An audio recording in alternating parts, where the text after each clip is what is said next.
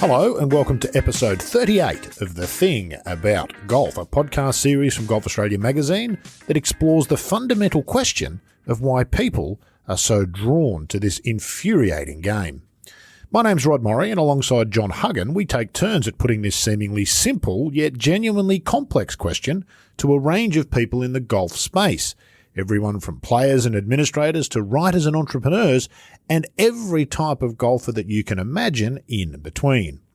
Now, just before we come to today's guest, a quick plug for episode 37, where Huggy sat down with three-time major winner Nick Price. I can tell you from the statistics that it's already one of our most downloaded episodes, and I'm not surprised in the least. It was a terrific chat, and if you haven't yet done so, make the effort to go and have a listen. You can do that by subscribing to the show, which is a bit of a misnomer. It costs nothing, and in fact, that term's likely to change in the not-too-distant future. It's easy to do through Apple Podcasts if you're an iPhone or iPad user, or through Google Podcasts if you're on an Android system, and for those who already have Spotify on their device, you can also find us there.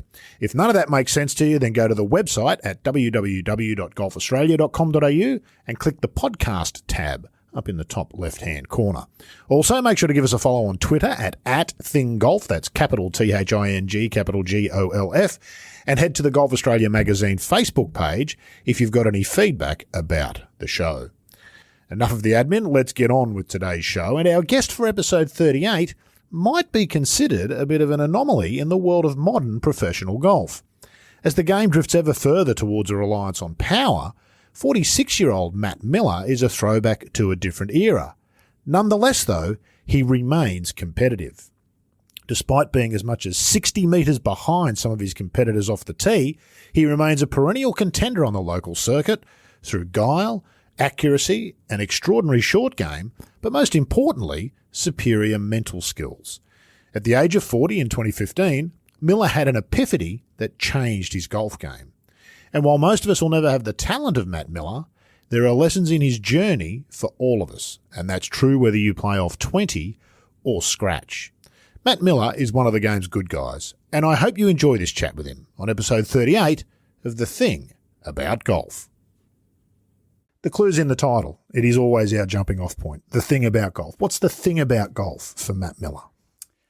Just love the thrill of the competition, really. Just getting out there with the scorecard and pencil and just, battling on and taking on whatever golf throws at you on that day, I guess, whether it's, weather or just conditions and that opportunity to continue to play different golf courses rather than, just being stuck at one golf course. Love it. You've been at it a long time. There must be periods where it wears thin, surely, especially when it's not going well, Matt. Yeah, look, that's probably the hard thing, and I don't really know many golfers that haven't, had that issue. Even, probably the great Tiger Woods. At various stages, he's had things that have popped up, and his golf hasn't been so good. But that's definitely the hardest part. When you're away, let's say, and you're on a bit of an ordinary run. But I guess. The good times certainly, and the good runs certainly outweigh that. So, I've been fortunate enough probably in the back part of my career to be able to have a lot of the good runs. So, yeah. You've been quite the perennial contender these last sort of 10 years or so in Australia. We'll talk about that shortly. Just back up to that a bit. There's a lot of professional golf that we don't see, the public. And a lot of them are probably those times you're talking about. Nobody's writing about you when you're missing cuts. Yeah. So out of sight, out of mind, I guess. What does sort of keep you going at that point? Because it might be the easiest game in the world to just give up, and you would know blokes who've given up. Yeah, absolutely. I mean, I've got friends that I played the game with, through traineeship and beyond, that now don't play, and some don't even play golf at all, let alone professionally. So, and that's a personal decision. I've encountered a few over the years. I've encountered a few times where I've probably not really. Been playing that well, but I've just stuck at it. I've tried to get good help on a couple of different occasions there where I've needed it, and probably found the right people, and and a real. I guess it's just part of my makeup. I guess I don't like to give up. You're a golfer. Yeah, I mean, I get to the point where I do get really cranky with myself, and push myself to get out of it and keep going. And I guess that's part of it. You probably need that because it's not always going to be good every day. Let's be honest, Matt, it's that or work. Yeah, that's right. Who wants to do that? Imagine having a job. Yeah, no, thanks, Ross. I know that you've done some of that as well. What's the most common misconception? You play a lot of pro-ams. What's the most common misconception that people have about professional golfers, do you reckon? Appearance money, that we all turn up and we're all paid regardless of performance. That's probably the one thing, I guess, as much as they've been great for the game, people like, Tiger Woods and Greg Norman and Jack Nicklaus and Phil Mickelson and all these people, I guess they're the people that, are in the media all the time, the faces of golf, if you like. So, that's where I think people see that and then they think, oh, well, maybe, Tiger's getting $1 million to play here, so Matt Millar probably is not that good. So, but gee, surely he must be getting $20,000 to play here. No, the purse is actually worth 20 in total today, and the winner will take 18% of it if I play my best. That's right. So yeah, look, that's one of the things that sort of stands out quite a lot. That happens quite a lot, but yeah, it is. It's very different. It's very different to what people think it would be like. Yeah. And the other thing I feel like the big misconception, or the thing people don't really understand, is how competitive golf is at a level where they don't expect that the lines are so fine and how competitive. You play the Pro-Am circuit around New South Wales. You haven't got a full field necessarily of world-class golfers, but you've got enough players in there that can really play.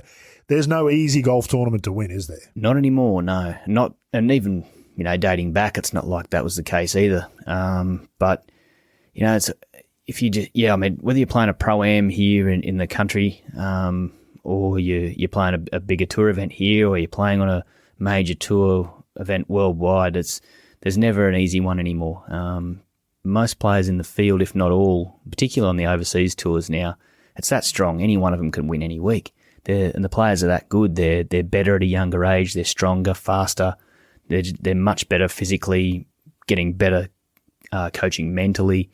So the game's changed a lot. There's a lot of aggressive play, I guess, and usually you're going to find that someone is going to come out on top that week through aggressive play. It might not happen from the following week; they might be out the door backwards. But if it all sticks that week, that's sort of where the game's gone. Take 156 good players. Yeah, 20 of them are going to play lights out on any given week, aren't they? And that's if you're right. not convinced about that, look at your own weekly comps that you play.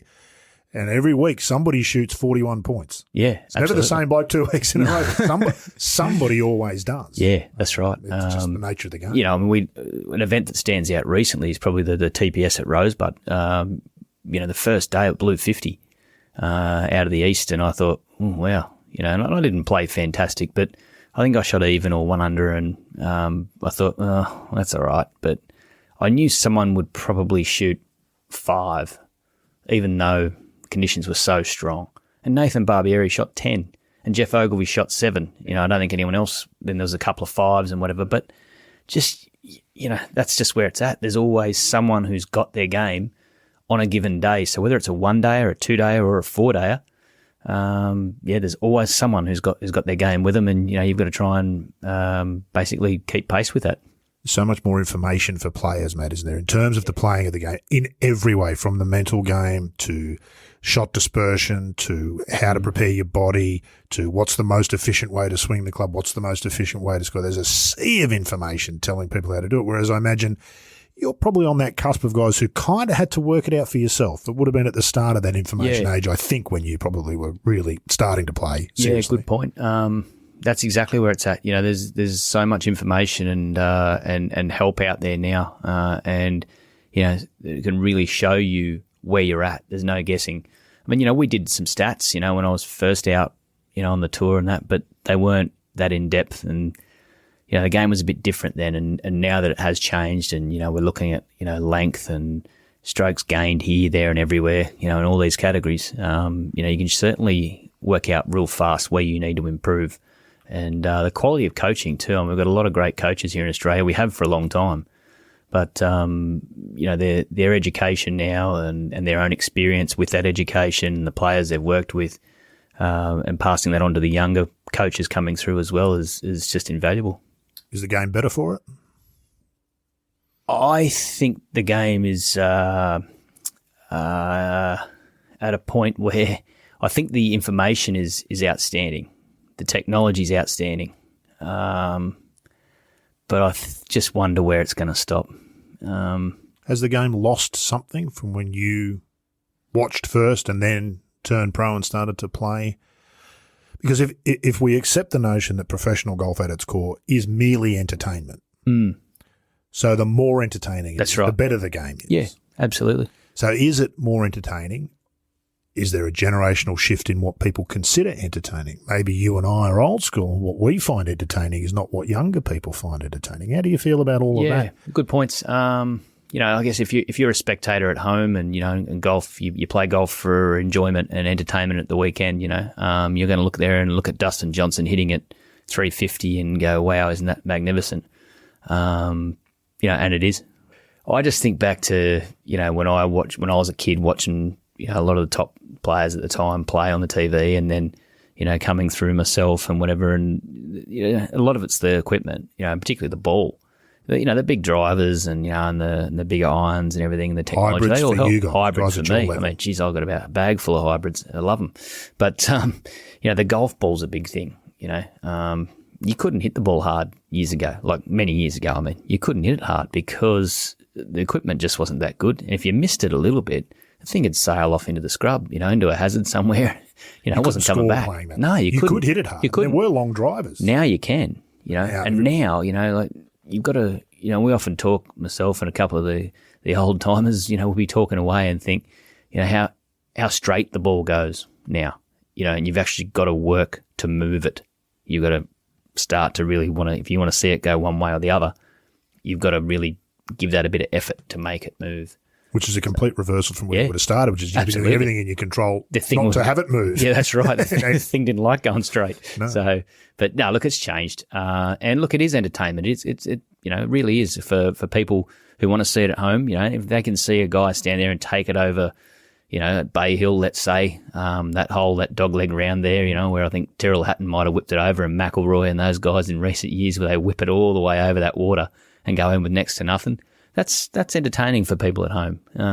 What are you going to need to do in 15 years to get the same result? I was just chatting with someone the other day, where do we go with it? Do we have to then find more land to build a bigger golf course, or what do we do? In my opinion, I'd be happy to see some of the things that are going on continue, but I'd also be happy to see it mixed up, and particularly in course conditions, where I just think back to one tournament that stands out to me. I think it was the 2004 New Zealand Open at the Grange in Auckland. Not a long golf course, past 70, I think. Terry Price won, around about 10 under. I might have been 9, could have been 11, around that mark. And I think I ran about 10th-ish, around that mark. And I reckon I was about 2 under or 3 under for the tournament. That golf course was, had some dog legs in it, but it wasn't a long golf course, but the rough was thick and juicy and the greens were firm and quick and they weren't that big. So if you hit a shot and you hit the fairway, you're a good chance to do something with it. You missed the fairway, didn't matter where you were. It didn't matter if you were a long hitter. You were just in the thick rough and you were just trying to somehow either get it to the front of the green, or if you landed it on, hope and pray that it didn't run through. Over the back. And that's just how it was set up. And you had to move your ball with the shape of the hole if it dogleg, because the thickness of the fairway. You couldn't be taking it over edges and then, Compare that for me, because that's a style of golf that I don't like. I find that much less entertaining. Yep. It's a very dictatorial form of it is. Hit it here and then turn and hit it there, and whoever executes. That's right. It's a one-dimensional for me. I mean, I understand why a lot of pros like that, because you spend your lives learning to execute. Compare that for me to Royal Melbourne. Hard pressed to find a pro that doesn't like Royal Melbourne or the old course at St Andrews, which is the polar opposite. How do you compare those two? And is there still a place in professional golf for the Royal Melbourne and the old course? Yeah, I think so. Royal Melbourne is, and all those sandbelt courses are positional play. no question, and probably being patient and taking on what you think you can take on to the point where it's not a scorecard or a round wrecker. There's some diabolical places to miss. And wind direction plays a huge part in whatever you do around those courses, how you go about positioning your ball around there. Do you enjoy that? In some ways, it's a similar test to the one that's narrow, isn't it? Yeah, absolutely. It's just there's more room when you miss. The penalty isn't the thick rough. The penalty is the angle that you've left yourself. The angle. The modern statisticians will tell you that's not true. Yeah. The angles don't matter. Oh, the angles matter massively, especially around a place like that where, if you've got a bunker and a slight slope coming off that bunker on the right and the pin's at the back right, you can't tell me you want to be coming over that. Whereas if you could be in the left half of the fairway and coming more up the green and not have to, worry about that downslope of that bunker, round courses like that. But if you're playing a golf course that's set up like Marshmallow, or dartboard, soft green, the angles, maybe then they don't matter as much when you're spinning everything back. But when you're talking about a sand belt set up for tournament, which is usually a little bit firmer, I think angles really matter. Indeed. And, of course, the other thing you get with that is the truly great player puts Seve slightly out of position at Royal Melbourne, and he's going to think to himself, I've got to lie here. I can do something with this, and he's going to try it. Now, it doesn't matter ultimately for entertainment whether he succeeds or whether he fails. It's entertaining to watch, isn't it? Yeah, that's right. Yeah, it is. That's creative play. There's still a lot of creative play in the game. Mm-hmm. There's no doubt about that. It's just a bit different to the way it was, and I don't see it really going back unless they do something with the ball, and then with the limits on the clubs. But it's entertaining, I think, for people at home, and that's, like you said, that's what golf professionals should be doing. That's all it is, and that's what it is. Yeah, it's never saved a life. No, that's exactly right. It's raised right. a lot of money to help save lives. Yeah. It's never saved a life. Yeah. It's never made a life. That's right. Exactly. So it's just golf. But I think we've got to sort of work out, when and where this probably stops. Equipment companies won't be happy to hear that. Well, the game's not just about professionals. In fact, ultimately, the game's the least about professionals. And I don't mean that with any disrespect. No, it's absolutely. much less about what you guys do, much more about what the Wednesday Warrior does. And that's the thing. You probably don't want to take away from what they do. If a club member's out there, he doesn't have to go back to a ball that's a bit average and a club that's not as big, and they shouldn't be doing that. Men and ladies that playing at home, they shouldn't be doing that. It's more probably about doing something, in the professional side of things. I don't know exactly what, but do you think you're a professional who's played across this change that we've seen, and it's been quite rapid, really, but it's been sort of slow in terms of it's probably been 15 or 20 years in the making. You played right through that. Has it changed the nature of what's required to be a successful professional? And you are a short hitter, a noted short hitter who still competes regularly here in Australia. Be fair to say that realistically, you're unlikely to be a contender on the US tour most weeks. Absolutely, I won't be. But you did play very successfully in Europe for a few years in the 90s. Yep. So has that changed the nature of the game, and has it made it a more one-dimensional game, or has the field, for the most part, moved with those changes to where we still have enough different styles of play to keep it interesting? I would say now. You're saying what it's like now. Now, and you've played through. Yeah. So what did it used to be like to now, and is it better, worse, more entertaining, less? I think it's probably, in a sense, it's probably more entertaining for people sitting at home who want to see Rory that week when he's on. When he's on and Dustin's on and John Rahm, see those three going head to head, and throw the Tiger in there if we go back a couple of years to the Masters. That into my veins. But I think that's that's the sort of thing people want to see. That. But is it because they hit at 350, or is it because they're Rahm, McIlroy, and Johnson who are at the top of the game? Now, I would suggest to you that Norman, Lyle, Ballesteros would have the same effect in the mid-80s. You'd have injected that into your veins. Definitely. 70 yards further back. They are at the top of their game, and that's why they're the people they are, in terms of being ranked where they are and thought of as highly as they are. But, they've got to do things to get to that point. Oh, of course. And they can't just be long hitters, No. So no. It's, I want to make that point that I'm not sitting here as a short hitter going, you're lucky because you're a long hitter. No. it definitely helps them, to be able to score as it's a strokes given now, gained. isn't it? Yeah, strokes gained. The will average is indicate about that. 300 yards, I think, on the US Tour. Yeah. Average. That's right. So that's pretty big. But, it's changed, no question.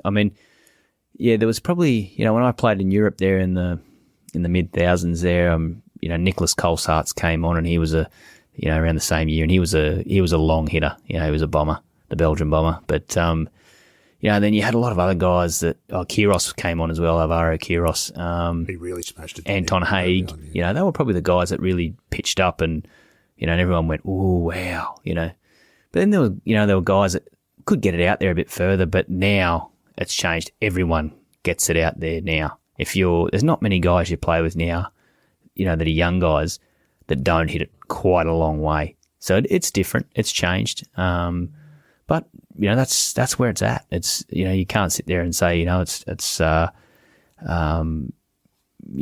what are we going to do? We've got to stop it. We don't have to stop it, but we've probably got to work out how far we let it go before we have to build some ridiculously long courses. And ultimately, just change up what we play week to week here and there, so that you do have that Dustin Johnson, where he shot, I think it was the Deutsche Bank, where he shot 30 or 31 under or something ridiculous there in that playoffs, which I don't care how I don't care if it's pitch and putt. Pitch and putt, that's ridiculous. Ridiculously good. It is ridiculously good, and to do that and to win by as many shots as he did is just amazing.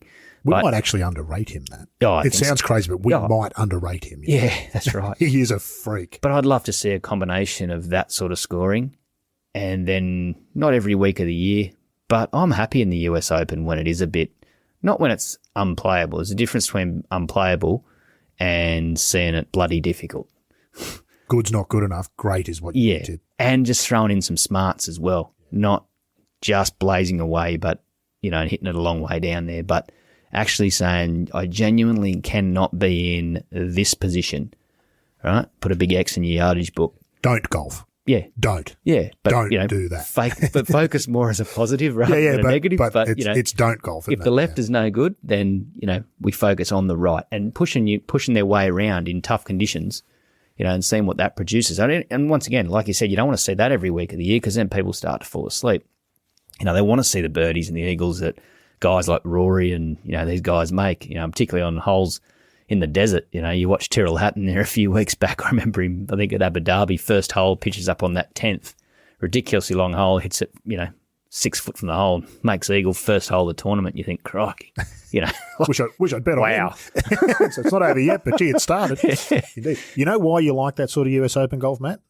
Because you're watching it from Canberra. Yeah. That's why you like it. Yeah. If you were in the field, you'd be hating on it as much as the rest of them. Oh, look, I probably.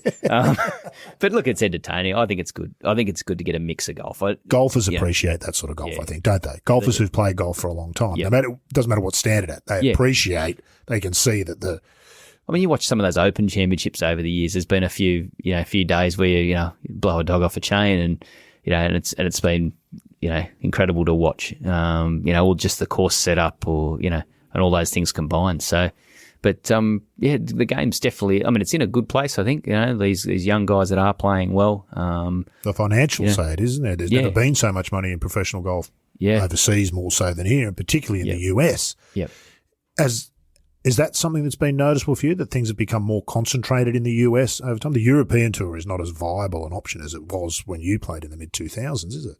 Yeah, it's I don't know. I haven't followed it as closely there. I'm no longer a member there. I was a couple of years ago, but I haven't followed their position that closely. But they sort of, they come and go on the schedule a bit. You see tournaments come on, they don't stay. Some do stay. They grow and grow. Some of their partnerships have gotten bigger and bigger. So I'm not really sure, but you're right on the PGA Tour front. They just continue to, keep going. I think I was talking with someone there not long back. I can't think who it was off the top of my head, but, they were saying as a member of that tour that, the list of sponsors waiting to get on there. If you're a sponsor and you decline, it's not we're not going to talk to you again, but it's a lovely letter. Thanks very much for your assistance over the years. Thank you very much, and we wish you all the best. Next, this is Tim, who's got a pocket full of money. He'll be dipping into it to sponsor the event from now on. Yeah. There's a real, not apathy is the wrong word, but contentment can become a real issue in those situations because that's not going to last forever. No. It will turn again and golf will find itself. And it's probably going to be in some ways related to Tiger a little bit. Definitely. Even though he's not at his best anymore, he's still by far the biggest draw card in the game. You've met him, played with him? I know you've probably I've met him. A few times. Met him, but I've never actually played with him. In the field a number of times, and I did chat with him in Mexico at the World Golf event in 2019. So, okay, nice. Yeah. You got Tiger 2.0, the nice Tiger. Yeah, actually I got him at the right time. He was, well, it didn't seem like the right time, but I asked him to sign some stuff in the locker room, and he was really accommodating. He was fantastic. I had a good chat with him, and he was great. So, how many golf pros in the world would make you think I'd like to get his autograph? Yeah, I've had a few. I've got a few, and I got a few that week. I've got a few favourites. I mean, I'm big. I like Justin Rose as a player. Massive Adam Scott fan as well as a player and just as a guy. I think the times I've played with him in a number of tournaments, he's always up for a chat.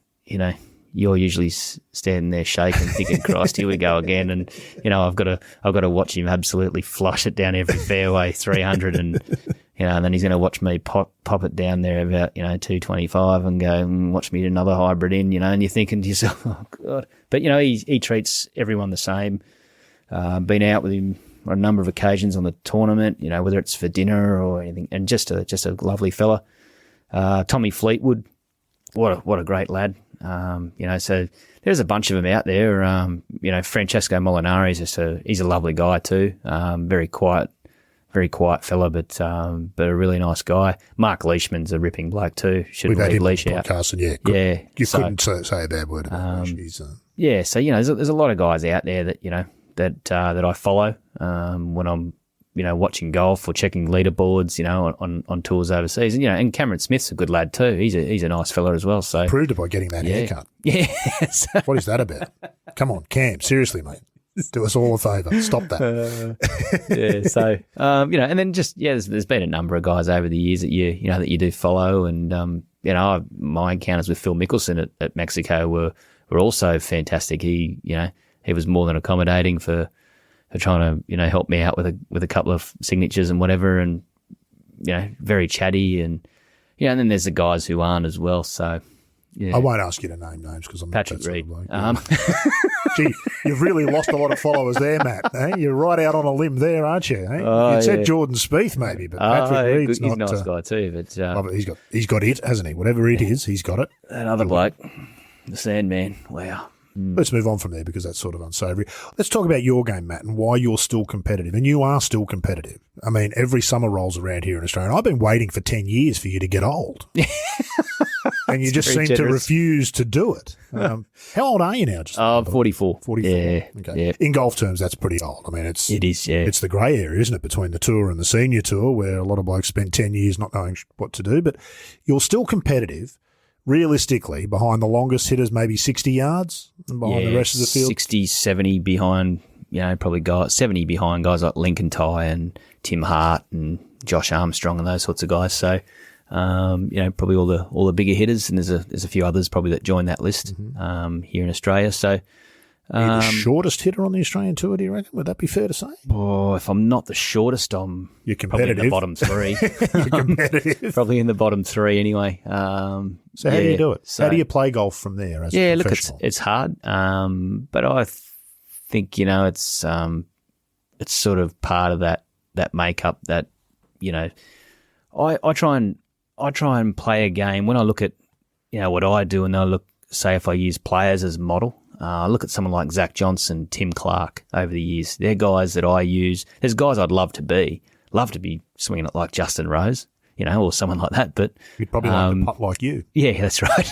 Maybe that's how that works, Matt. No one not even Adam got all of it. He almost got it all, but he didn't get all of it. That's right. But I probably just use models like that. And I mean, watching Tim Clark, the way he would get around and compete. And then even just to use some other, models like probably three of our best, that are, playing seniors golf now, and good friend Peter O'Malley, Peter Senior, Craig Parry, all friends, but good really good players, great competitors as well. They grab hold of it and just keep going. And I guess that's sort of what I've learnt from them as well.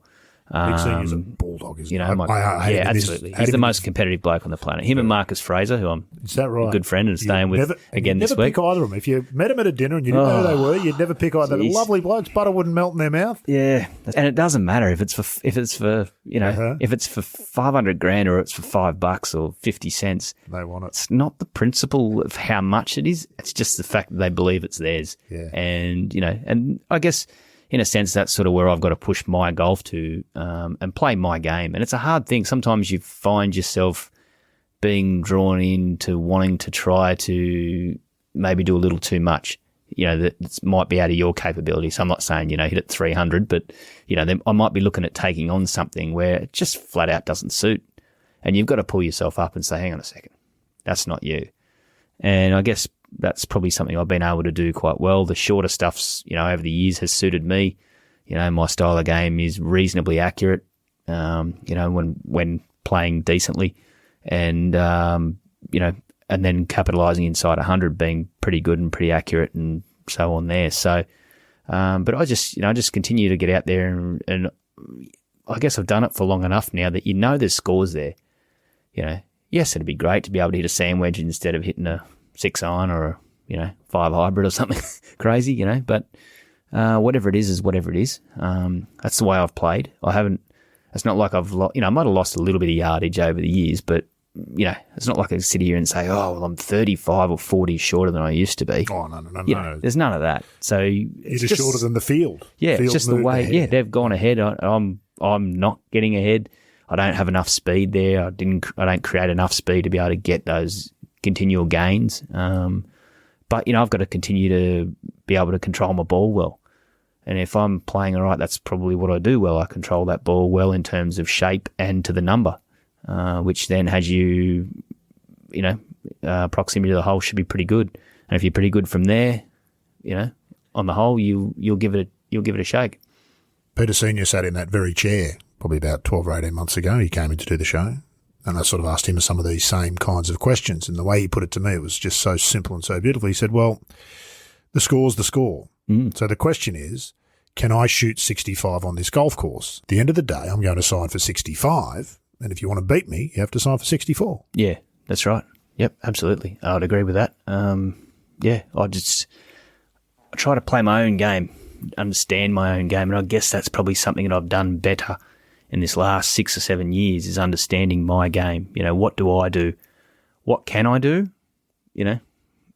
And sometimes I guess when you relate that to people you play with, sometimes you might play with a club golfer and, they're looking for a bunch of miracle shots in one round, career shots. Sometimes one hole, Matt. Yeah. That's how we play the game. That's right. And, I guess my understanding of my game is that, that's not what's going to get me across the line is, I think I said it in an interview walking down the first at Royal Pines on the Sunday there in 18.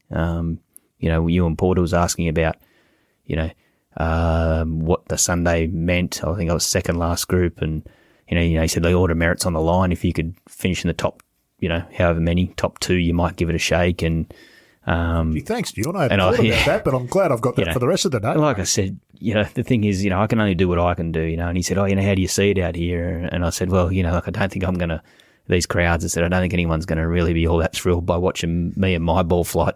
I'm probably going to bore a few people to death here, but that's just what I do. I mean, that's how I get around. It's how Pete gets around too. He pushes the ball around into the spots. When you're playing well, you control that ball, and if you control that ball and you keep the errors off the card, the silly mistakes or the silly club choices, that's when eventually at the end of the week you look at it and you're in the mix, So 2 things it feels to me like that comes from 2 areas. One is wisdom, which comes with experience, which you have plenty of, and the other is discipline. And all golfers would be familiar with this. You get paired with a bloke who hits it a mile past you. It's almost impossible not to try to hit it a bit further than you normally do because the bloke next to you is hitting it so far past you. It takes real discipline, doesn't it, to accept this is what I can do. But more importantly, it takes extraordinary discipline to accept I can't do that. Yeah, that's right. It's something that sometimes every now and then I have to, even though I understand that, you have to stand there and go, you're not going to hit it that far. You're not going to hit it where he's hit it. But why can't I also just play my game and hit it down there and then absolutely stump one for the second and say, you better hit yours inside that. We turn the table a bit, I guess. Yeah. That's where you've got to be better. And I mean, my coach, Michael Jones, he said to me years ago, he said, you're a good hybrid player. And every time I talk to him, he says, make those hybrids sing, Matty. He says, get out there and hit them well and hit them close. And that's the thing. I went to those clubs because they were such an added bonus for me to be able to hit it high and low and with ease. And they've been, fabulous for me. But, I often get the chance to hit them first before someone else gets to hit their 8-iron, 9-iron or wedge. So, once again, if your execution's good and you're controlling that ball, you give yourself every chance of still making a lot of birdies. I've watched you play golf, and it's actually a thing of beauty. Partly because it doesn't look like the other blokes, not the swing, not the ball flight, but the end result. You can only, as a golfer, stand back and say, "Wow." I think that's that competitive nature and that wanting to, continue to keep going. I mean, I get people ask me when I play pro-ams and that, how long do you think you'll do it for? Another year or two, and I go, I'll just keep going. I'll just keep going until I can't do it, or until I feel that, I've maybe been left too far behind and the scores don't translate. But in the meantime, if it's still happening in 4 years, if I'm still hitting it as I am and holing putts and, and doing that sort of thing and maintaining the same attitude and competitiveness and that drive, then I'll just keep going. I mean, what's to stop you? You haven't won a whole lot, Matt. You won a few. You've been robbed of a few. Michael Long needs to give you that Vic Open trophy after what he did to you on the 18th hole there. But golf's interesting because even the greats don't win much statistically compared to other sports. So I suppose it in part comes down to what does winning and losing mean to you? What does winning mean to you and what does losing mean to you in golf? They're rubbery terms in this game, aren't they? I've been fortunate enough at the low, at the lower tier levels, in the pro-ams. I think I've won around about 75 or 80 of them. But when you put something like that, 1-2 days, when you put them over, 1 and 2 and 4 days, it's a bit different. It's a different style of golf.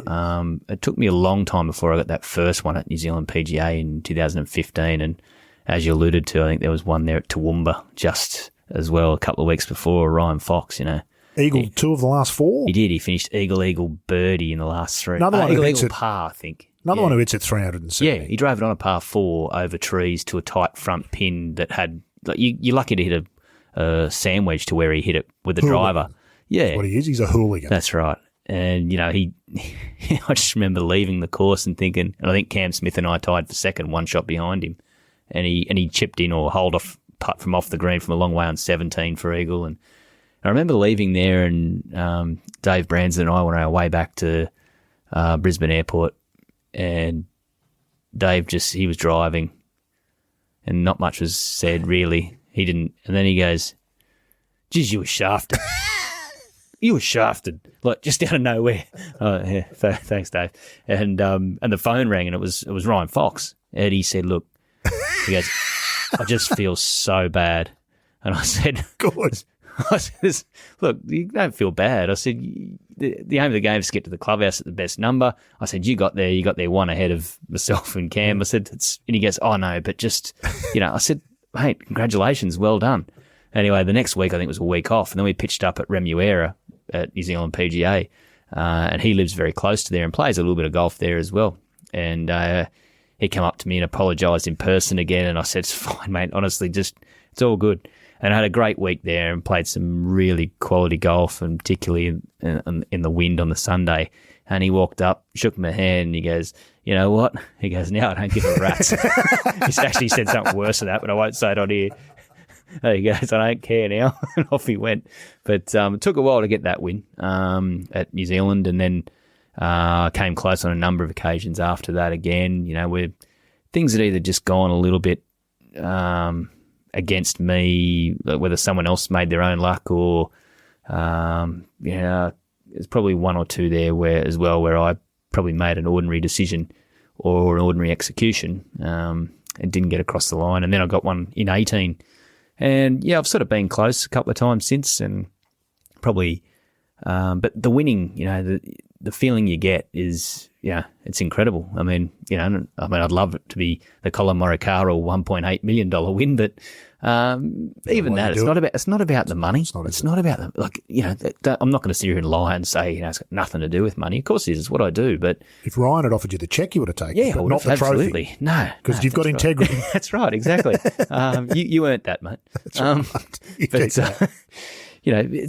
It's just one of those things. You get great, sort of feelings and euphoria from that win, and then as you touched on earlier, losing can be running second. It can be also missing the cut, and missing it 6-8 weeks in a row, to the point where you're in a slump. But I just think for me, I just love that feeling of being able to compete, being there, and when you get over the line, isn't it wonderful? And then even sometimes, when you don't get over the line and you just be objective about it and work out why, but you still enjoy the fact that you're there in that last group or two, and you've got that chance.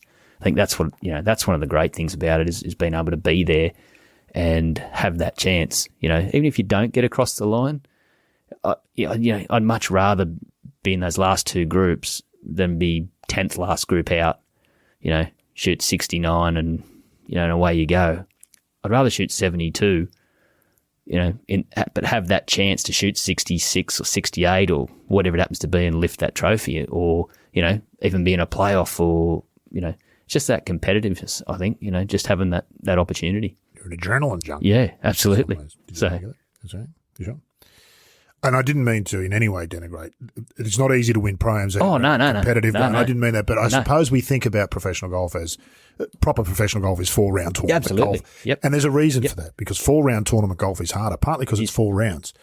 Yep. So they're a different beast because there's a lot going on for a long. That's right. You've got that 4, and now the quality of play across the tours now suggests that, unless the conditions are really wicked, that there has to be.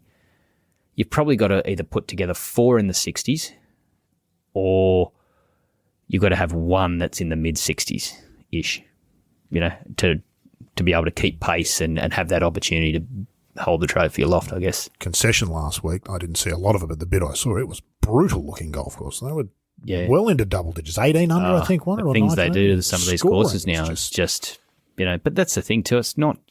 It's not just their length. I get people say to me, it's just because you'd like to hit it further. And I go, absolutely I would. But you still appreciate the fact that, they can hit it as far as they do. It's a 600-yard hole, and they've still got a 3-wood in, and then they just rifle this thing into the stratosphere and land it on the green that, with a beautiful shot. I mean, they're on top of their game that week, and that's what we're sort of talking about here in professional golf, is that if you want to win, you've got to be on top of your game, or, reasonably close to be able to get it done. The majors might be different. Have you played the British Open? I played the Open in 2011. Yeah. And I guess they're probably different.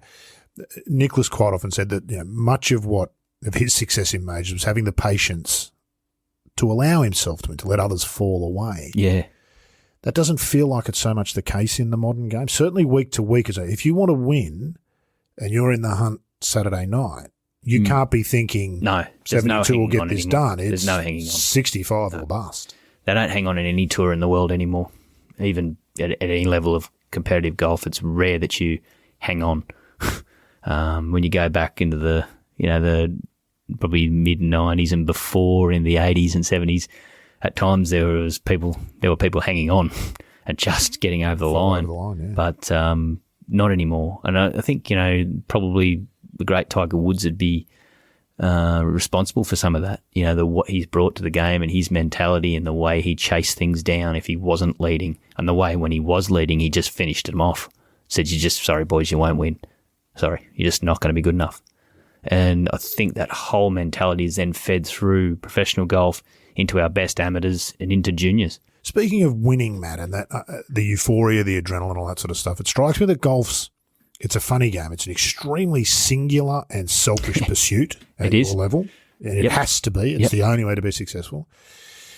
Is that part of why the lows are so low and the highs are so high? Because everything in golf, even when the caddy's given you the wrong club, ultimately is on you. Yeah, that's right. All of the misery and all of the success is yours to own. Yeah, I think that's a great statement. I think that pretty much a lot of it will be summed up there, in terms of you put all that and then you put in, hard work and practice and, and trying to get yourself to be the best you can be. And then when you can then exhibit that and show that and get the reward from it, that's that part of it. And then on the other side of the coin is, when you've done all that and you feel like you're prepared and your execution's not there or your attitude's not there, which is a big thing. Your attitude and your thought process is just got to be, it's just got to be good. And if they're not there, then, you're left in the doldrums, aren't you? And that's, I guess that's where you get quite low, and you've got to be able to snap out of that and go, and get back to what you do, work out what your DNA is, how you get to be where you are, what makes you the player you are and how you go about it, and get back to that plan. So, spoke to Matt Goggin recently. He's got a niece now who's showing a lot of promise. Ali Mayburn. She was co-leading the Australian Amateur overnight, the day that I spoke with Matt. And he sort of touched on something which I've been intrigued by ever since, and we probably don't talk about this stuff enough, and it falls under mental game, and that's self-talk. Mm-hmm. Are we aware of the things we say to ourselves? And as golfers, I know the things I've said to I've got no right to expect to play anything even half decent in terms of golf. A, I've got no ability. B, I don't practice. C, I don't take any interest or lessons or make any effort. And yet, the names I have called myself at various times over the years without ever giving it a thought. Yeah. That's a funny one, isn't it? No, it's not, Matt. It's not funny at all. Is that why we're the way we are as golfers? That level of expectation that we have, whether we've prepared incredibly or horribly. Are you aware of self-talk? Is it something? Yeah, I am. Because it's easy to think of that hippie, happy, clappy, everything's positive, and you go, it's not about that, is it? No. It's kind of a part of it, but it's the odd pat on the back quietly, you don't have to walk around and, beat your chest and tell your playing partners, how good a shot that was, or... In fact, please don't. Yeah. For everybody's sake. That little pat on the back and, for possibly, the execution, the commitment you put into that shot at that time, or, the way you went about that round, or picking something out, during that round and saying, right, you dealt with that really well. But then sometimes you can be... in a frustrated, sense, and you find yourself mumbling. I think even Pete Senior, talking about him, he's a great mumbler. He's a mad mumbler. But I keep my head on pretty well, but here and there I'm not going to throw clubs. I'm not going to start kicking the bin over and, doing all that sort of thing and throwing bunker rakes or flags or whatever. But every now and then I'll give myself a real good pasting when I think I deserve it. When you've earned it. Yeah. Only if you've earned it. Absolutely. But what I try and make happen from there is that, once I've earned that and I deliver that, that's the catalyst to now leave that behind and turn this into a bounce back. Like, that's what we're doing now. I'm not going to keep going on about this. We're not going to talk about this again. This is it. Learn from it. Keep going. Let's go. Get back to where you need to get to. It's more of a signal to say, right, that's rubbish.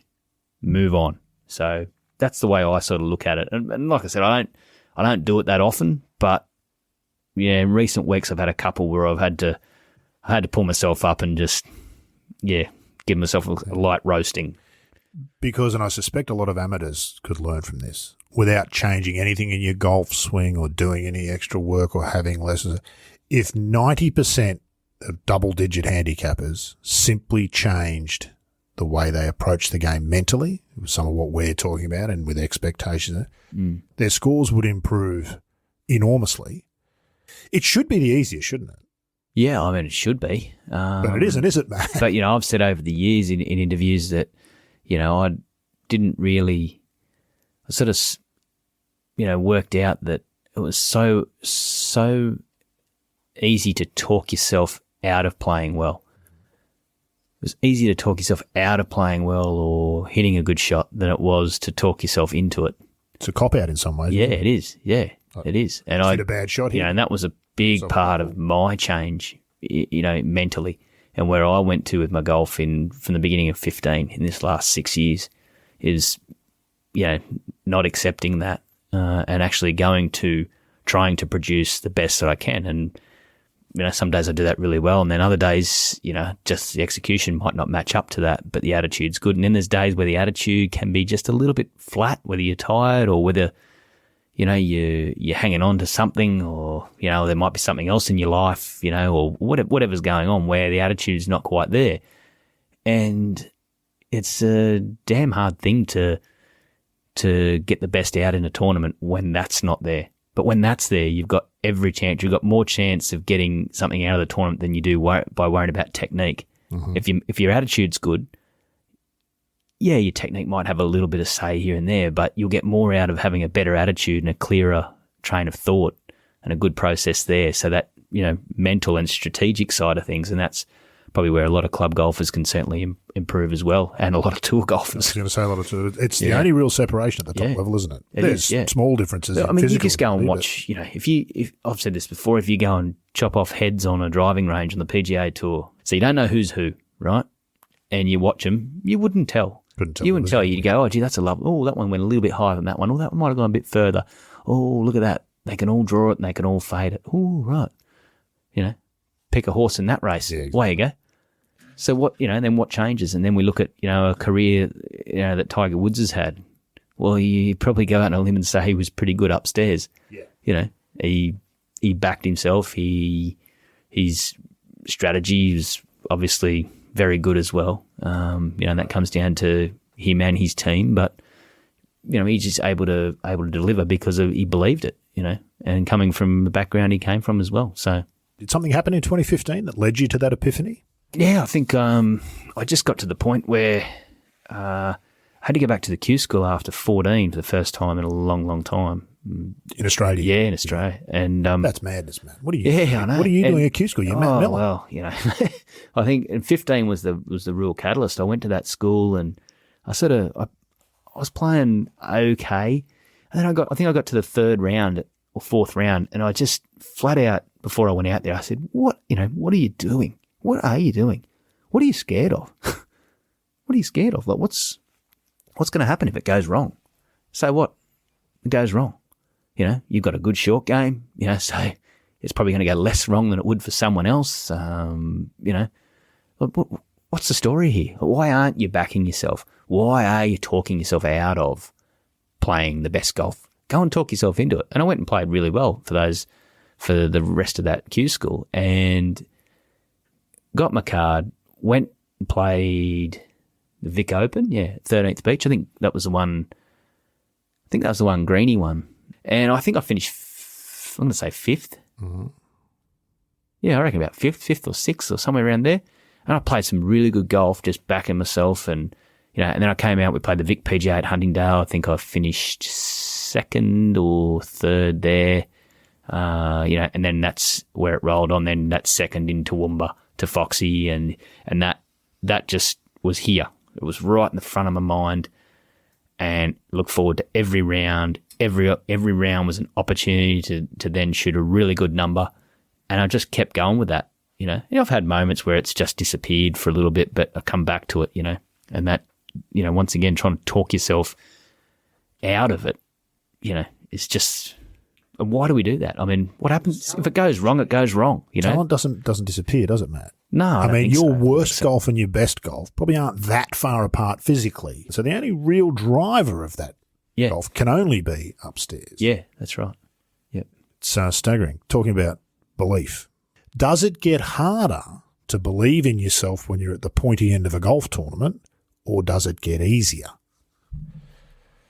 I think that comes down to the player and your personal makeup, and your circumstances. Should it? No, but I think it does.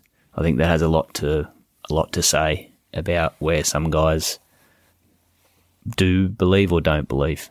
But yeah, I mean, you would think, I think watching the best players in the world play week in, week out, they genuinely believe, and it's nothing to do with money. It's not, I better be careful here because I might make 1.1 million in it, but if I make a mess of it, I'll run second and that's 750 grand, or, there's none of that going on. They're not interested in that. The trophy, they want the trophy and they want the points. They want the points because they want to be the best player in the world. And the belief is there. When they're playing good, they go with it. Back yourself, go with it. Don't get the foot off the pedal. It's the Jordan thing. Give me the ball. Yeah, that's right. That's hard if to it goes do, wrong, it goes wrong. I'll deal with it then. Rather than, the opposite where some guys get to the point where it goes the other way. And I'll sit here and say I've been in both boats. Nobody honestly, wants to be chipped back, do they? No. Laid up on 15. That's right, yeah. Has never lived it down. People have been telling you. And nobody could possibly know what might have happened had he gone for it. No, that's right. But he's been told for decades. Yeah, exactly. And I'd sit there and say I've been in that boat myself, a couple of times, and in both boats really, where you've rolled on with what you've had and you've steamrolled through, and then you've had ones where you've just sort of eased the foot off the pedal and been a bit, at the time. So, but I think it should be technically to an outsider, I guess, who's not inside the ropes at the time. Shouldn't it be easier because you've been controlling your ball well, obviously, better than others. You've been managing to get it in the hole quicker than others. So what's the problem, Danny? From Caddyshack. It's like that whole notion. The Masters should be the easiest tournament to win because it's got the smallest field. But stand on the 10th tee Sunday with a chance to win and try to tell someone it's the easiest of the four majors to win is no easier than any of them because that's right. Might be slightly easier to get yourself in that position, but it's no easier sort of to finish off. You talked about a coach earlier. You've done some coaching. Yeah. Yep. You've coached some tour players and things. Do you still do that? Haven't not really working with any tour players at the moment. Got a couple of people I sort of help out. Try and help out Dave Branson a bit with some of his short stuff, trying to get him going. And he looks like he's sort of making some good progress and of his own accord.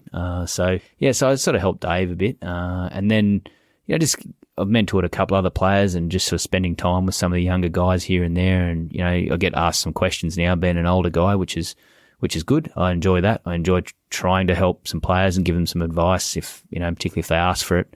I think it's something I'd asked for years ago from some of the older players that we've already spoken about in this podcast. But I think coaching wise, I coach at Federal Golf Club now in Canberra. You work with all sorts, don't you? Yeah, I work 20 with markers, beginners, through to some really decent players in the club. So as well as I do, there are touring brethren of yours who would rather extract their own teeth with a pair of pliers and no anaesthetic than give a lesson to a 30 marker.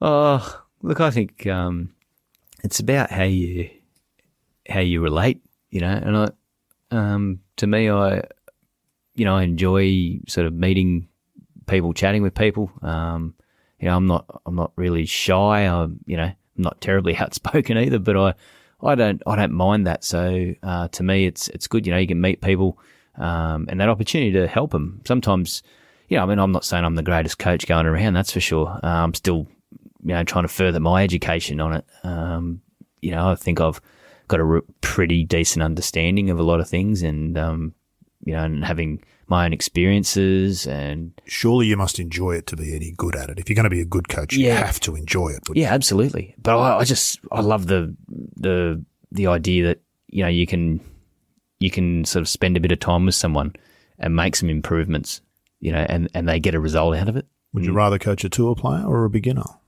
for that reason? Yeah, that's a good question. The tour players, there's a lot of expectation there and want to see a lot of change in a hurry. But, so does the beginner.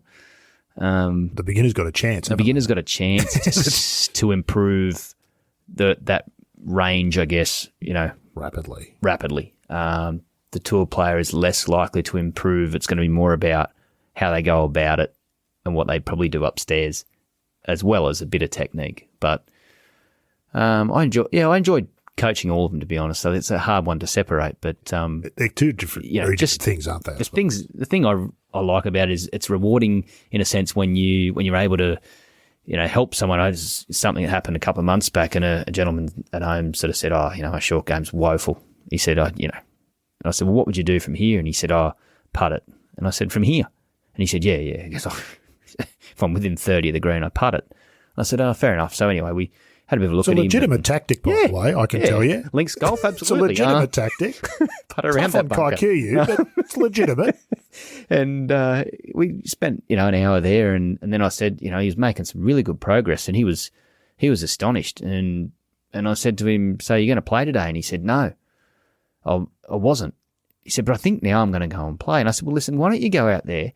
I said, take it out there and just see how you go. I said, but, no expectation. Right? I said, if you get there and and it's not good, you don't feel comfortable, or, you get out there and, things don't quite happen.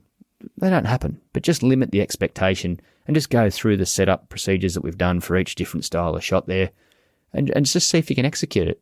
If you can't, you're in no worse position than you were. Anything, have you? And you haven't done any practice on it yet, by the way. You've just spent a bit of time here. He went out and shot 43 or 44 points that day, and I happened to look at the club leaderboard just to see how a couple of students, and I thought, so I sent him a photo of the leaderboard, circled, a few trophies and a couple of beers. See, and the that's icons, coaching. And it's good. The teaching of the shot is teaching. Yeah. The knowing what the result was and making mention of it. Yeah. That's coaching, isn't it? Yeah, it is. And they're two different things. You probably look at, you hear things from other sports, where, and I'm not probably, Wayne Bennett, I'm not his greatest advocate, but I don't dislike the guy either. But, but when you watch him, you go, and you just watch the way he handles younger players, knowing how they're going to behave, what they're going to face, what they're going to encounter. And then he's able to, as a coach, I don't think he does much or a lot, I should say a lot of the football strategy. That's left to his he mentors young men. That's He's got right. some talent for football. And that's what he does. Teaches them how to go about it, and how to play their best football, what they need to do away from it, and I guess that's relating a message. And I've had people sort of say that over the years that, as coaches in different sports or in golf, sometimes we can be trying to get across the same message, 3 or 4 of us sitting here right now, let's say, and, one person says it to you and you go, that's what I understand and relate to. I know you three are sort of trying to, but I don't get that. But we're all saying the same thing. Saying the same thing, just in some people are better with video, some people are better with audio, some people are better reading. That's right. We're all. And I mean, sometimes I don't get to the bottom of the matter when I'm coaching. I'm trying to, but I take that a little bit personally as well. I go home and I watch the video and I keep watching it and keep watching it. I ask for help from other people as well if I'm really stuck. And I think to myself, how can I help this person? What am I not doing right? Yeah, that's right. I don't like it. I don't like it when if they don't get a result there and then or shortly after. I sort of take that a bit personally, and that's probably not something that you want to be taking that home with you. But I sort of your wife, but I'm sitting what you're bringing it home. Trying to tear my hair out watching videos to try and work out how I can give that person something further to improve. So I think Butch Harmon grudgingly admitted one day in an interview that he's met 1 or 2 golfers that he simply couldn't help. Yeah. They were so bad. There's always going to be that he couldn't help them. 1 or 2, he said at most, but he wasn't going to do all that. Just the last thing on the short game, I'll tell you this. This is not yet a saying in golf, but I'm hoping it'll become one. It's better to hit it with the putter once than twice with the wedge, Matt. That's all I'm going to say to you. Okay? That's right. Much better for the scorecard and for your mental health. Yes, absolutely.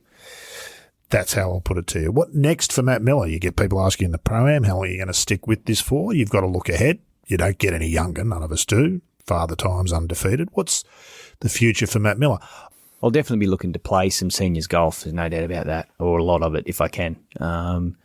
Europe, US, where would you think? Yeah, I'm not too sure. It's a tougher gig, possibly, to get at 50 than it is at 18. Yeah, it is. I haven't thought a lot about it, to be honest, yet, Rod. I think it is quite a way. It is. It's still a way away. But let's just have to sort of watch the landscape on that one and see, what happens with the seniors tour on all those tours. COVID's changed everything. It might end the European seniors tour. There's a bit going on here in Australia with seniors golf.